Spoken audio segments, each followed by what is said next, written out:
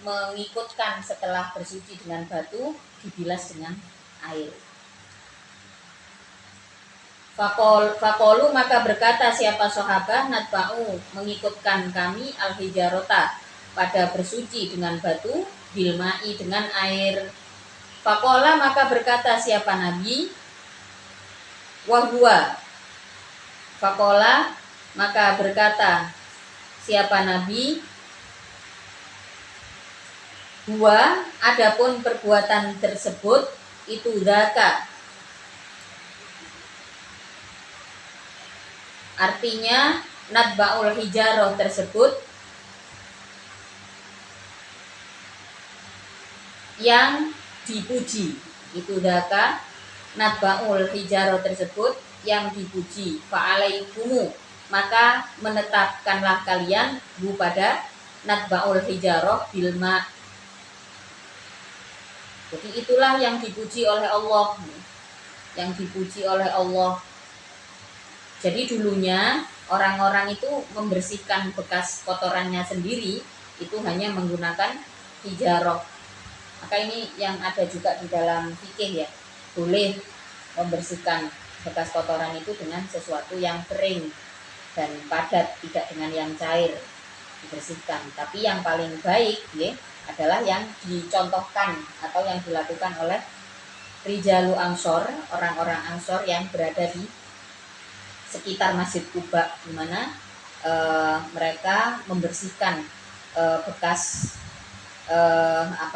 bekas kotorannya sendiri itu dengan dibilas dengan air.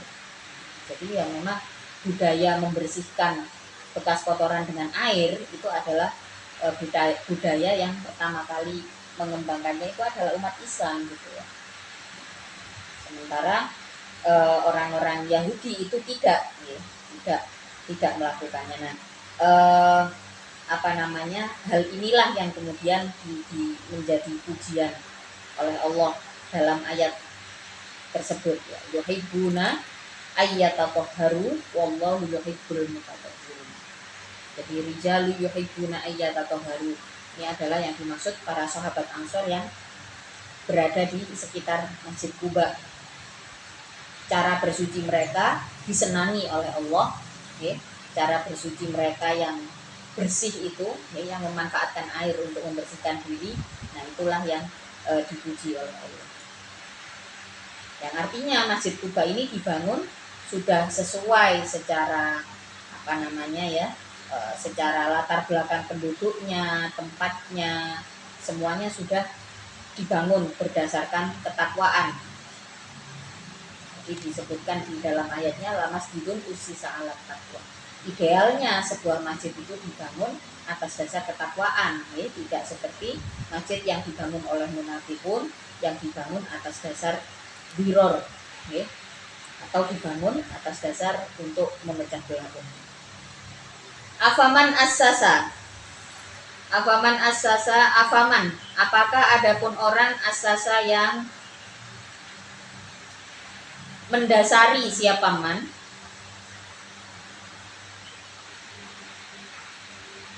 bunyanahu pada bangunannya man alat takwa atas takwa, makhofatan artinya karena takut, minallahi dari Allah, warojaan dan karena mengharapkan, atau minallahi dari Allah, waroja waridwanin dan mengharapkan ridho minhu dari Allah, itu khairun lebih baik. Aman apakah adapun orang asasa yang mendasari siapa man bunyanahu pada bangunannya man ala syafa jurufin atas jurang di atas pinggirnya jurang. Torofi jurufin artinya ke arah jurang.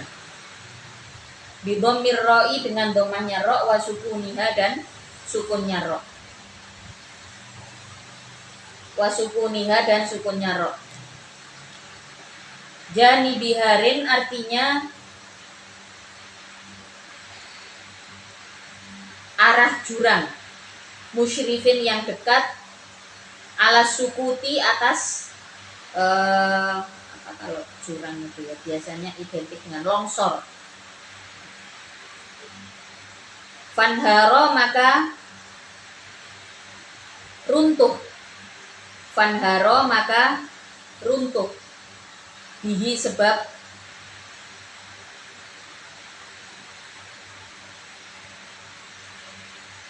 orang yang membangun bunyan tersebut. Sakoto artinya runtuh, ma'a banihi beserta bangunannya, man finari jahannama di dalam neraka jahannam. Jadi mana yang lebih baik, masjid yang dibangun atas dasar ridho Allah, afaman assasa bunyanahu ala taqwa minallah waridwan, apakah bangunan yang dibangun atas dasar ketakwaan terhadap Allah, bukankah itu lebih baik daripada bangunan yang dibangun atas pinggir jurang, dibangun di pinggir jurang. Yang dimaksud di sini adalah bangunan yang dibangun dengan tujuan yang tidak baik, bangunan yang dibangun atas dasar tidak niat yang tidak baik. Ya jelas akan lebih baik lagi, akan nilainya akan lebih baik, yaitu masjid yang dibangun atas dasar ketakwaan. Itu khairun lebih bagus. Khairun adapun lafaz khairun itu tamsilun, menyerupakan lil binai terhadap bangunan, ala soddit takwa atas dasar takwa, bima dengan perkara, yu'awwilu yang kembali apama ilaihi terhadap sakoto. Wal istifhamu adapun istifham itu litakriri untuk menetapkan. Ail awalu adapun artinya adapun yang pertama itu khairun lebih baik. Wahwa adapun awal itu misalu masjidi Quba'a, contoh masjid Quba. Wasani adapun yang kedua, jadi yang pertama tadi afaman usisa bunyanahu ala taqwa minallah yuwaridwan, itu yang dimaksud adalah masjid Quba. Kemudian amman assasa bunyanahu ala syafa jurufin har, atau masjid yang dibangun di pinggir jurang. Nah, itulah yang kedua ya. Wasani adapun yang kedua itu misalu masjidid dirori, contoh dari masjid yang berbahaya. Ya tadi, nah, masjid yang dibangun atas dasar untuk memecah belah umat. Wallahu adapun Allah itulah yahdi, tidak akan menunjukkan siapa Allah, al-qauma pada kaum, adz-dzalimina yang dolim, siapa kaum adz-dzalimina yang dolim, siapa kaum mereka yang menuruti kedolimannya. Maka kedoliman itu harus kita pahami. Perilaku seperti apa sih yang dolim? Kenapa banyak sekali ayat di dalam Al-Quran itu setelah memberitakan satu kelompok yang sudah melakukan kejahatan, itu kemudian diikutkan di akhir ayatnya itu kalimat wallahu la yahdil qaumadz dzalimin. Di situ adalah yang maknanya adalah nafi, kemudian bertemu dengan fi'il mudhari, la yahdi, tidak akan menunjukkan. Kenapa kok tidak akan mendapatkan petunjuk? Karena kedoliman itu dilakukan. Jadi kedoliman itu ketika terbersit, sebisa mungkin kita pahami bahwa oh enggak, jangan sampai dilakukan, ini dolim. Karena kalau kita sudah terlanjur melakukan, itu yang akan semakin menjauhkan kita dari petunjuk Allah.